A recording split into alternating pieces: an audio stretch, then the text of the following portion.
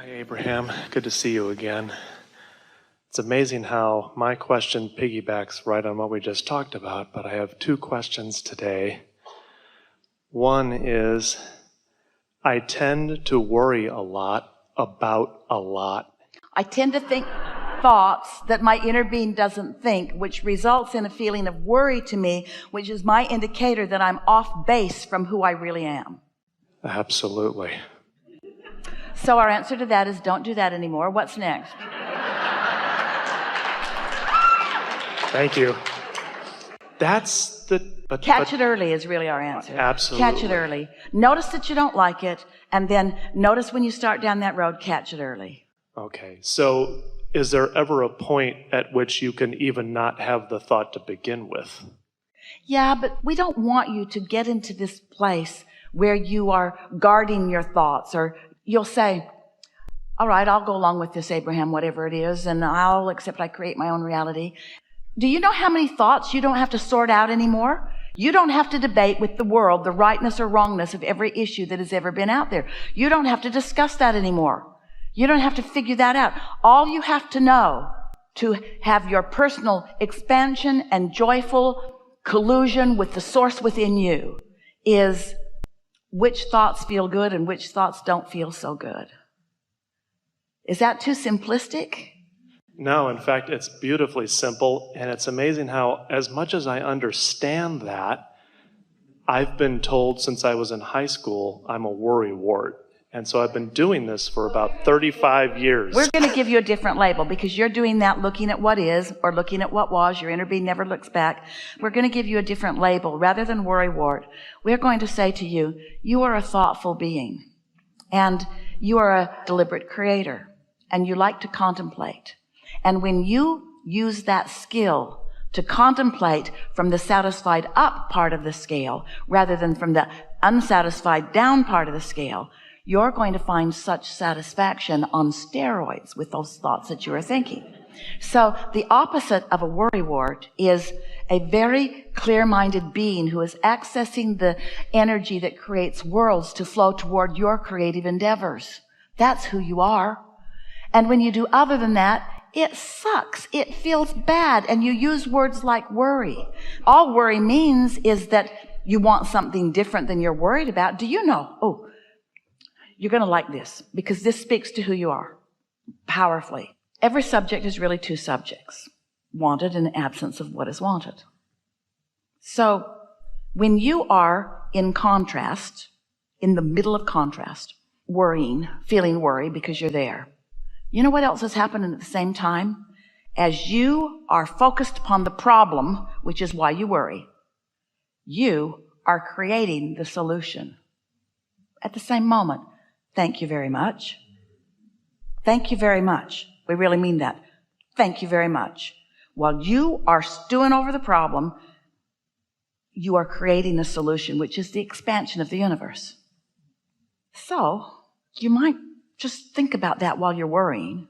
Hey, I am creating the solution here. And while I can't see it, because I'm so actively intertwined with the problem, when I let this go, since I own this, and since my inner being is all over the solution, and my inner being is revealing to me things about the solution all day, every day, in the absence of my worry, the solution will occur to me. And you know what that'll make you do? We want this to happen to you. We want you to feel about your worry like we feel about your worry. Thank you very much. Thank you for being willing to acknowledge that something isn't the way you want it, and for launching a rocket of desire for the improvement of all that is in generations to come. But now do yourself a big favor and use your guidance system the way it's meant to be. As soon as you can, turn your attention toward what you're wanting. And so sometimes those subjects that you've worried about for a long time, they'll keep coming to you so you can just sort of chip the edges off of them a little bit at a time. Because every time you feel a little relief, your vibration is where you last left it. So as you're really worried about something, but then you talk about these general concepts and you remind yourself that you're creating solutions, then you've moved it to a different place. And in time, that worry is going to be more like satisfaction, where you have more creative control. Don't ask yourself to defy the laws of the universe. Don't ask yourself to stand at the bottom of the bay and stop that momentum. Stop it sooner. And be proud of yourself for being knocked over by momentum enough times to help you make a new decision. And my new decision is, I don't want to worry so much. My new decision is, I want to be more aware of my guidance system. My new decision is, I want to be more in sync with who I really am. That helps me. Thank you. There was something else? One other thing, yes. My wife and I have a business of selling artwork for 3 years now. To be right to the point, the point doesn't help you all that much, does it? Because you're about to activate a what is that you don't like. Yeah. And because you're doing it with Abraham, you think you're going to get away with it.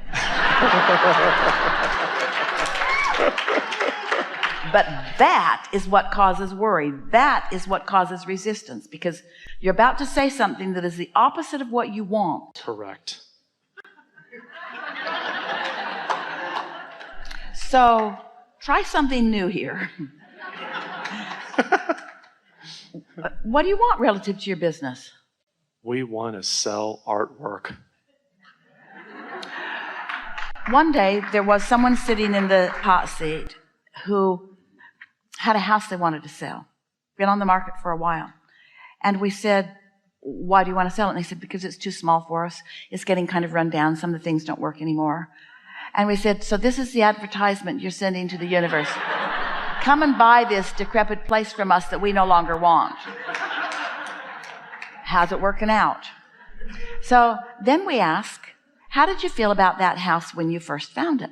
They said, our family was young. We were so excited about this house. It was just right for us. We could afford it. It was in the perfect place. We didn't have much furniture, but we kept going and buying another piece. And every weekend we'd go buy another plant or another tree and we'd plant it. And we said, now that's the advertisement that you're sending to the universe. And then a message came to the office. In less than 10 days, that house sold. Because what they were emitting to the universe was something that matched what people were looking for. Nobody is looking for art that doesn't sell.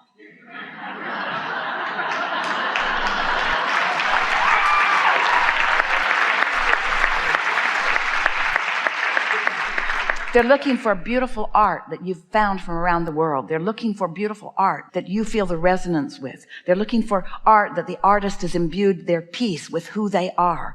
They're looking for pieces that make them feel. They're looking for pieces that match their spaces. All kinds of people are looking for what you have.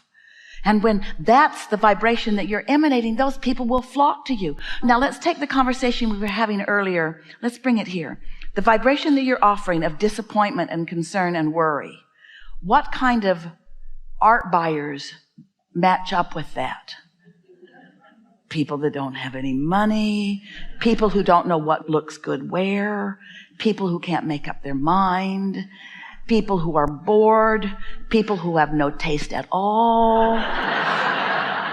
Really, you see what we're getting at? If you're emanating that vibration, then that's what you're rendezvousing with. People who can't get out of bed, people who don't get in their car and go anywhere, people who just want to watch TV all day.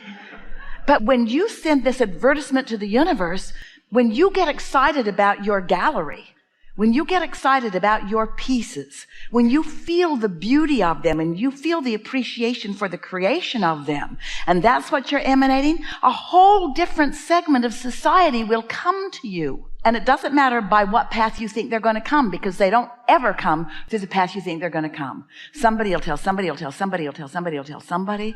All kinds of inspiration will come to you. And the process of enlivening your path will be a life-giving process to you too. You'll look back on those days, because you know what you remember most? You remember most, even though we're not encouraging you to spend very much time remembering. You remember when momentum is beginning. You remember those moments from relief into some momentum. And hear this. This is the most significant thing that we've said all day. When you find yourself comfortably resting in satisfaction, where you are in the control of whether you go more or less satisfied. In this satisfied end of the equation, where there's no resistance, Momentum picks up speed so quickly. So quickly. You know why? Your inner being's all over it. That's what your inner being's been knowing. And when you turn in the direction of what your inner being knows, whoa! That's why people will say, I languished all my life and then I had my breakthrough and I was an overnight success. And we say, no, you weren't. You had all that contrast that set you up for that. But you don't have to pay any more price. You've already created it. It's in your vortex. Now just let it rip. Okay. Thank you.